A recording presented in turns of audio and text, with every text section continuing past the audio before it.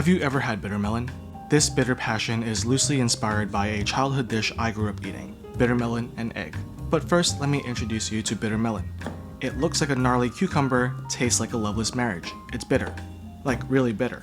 We're making a maceration of equal parts bittermelon and sugar and letting it sit overnight until all the sugar dissolves, then straining. This method of extraction is pleasantly bittersweet. It's a little earthy and a little vegetal. So, what would go well with this? The first thing that came to my mind was that the smoke and cooked agave flavors of mezcal would be a nice complement to the bittermelon.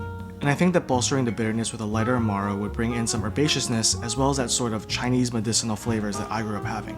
A little bittermelon syrup goes a long way, and I wanted to balance the earthiness with a bit of tropical fruit. Passionfruit has a very bold flavor that goes well with mezcal. And then a bit of lime for acidity. Now for the egg part. Usually in the bittermelon and egg dish, you're scrambling the egg, so we're gonna scramble some egg whites in our tin, dry shake to incorporate the cocktail, then crack some ice and shake it until cold. The bitter passion ends up being tropical yet earthy, tart yet bitter, and I think it's a fun way to use bittermelon as an ingredient. Garnish with Angostura bitters, and cheers.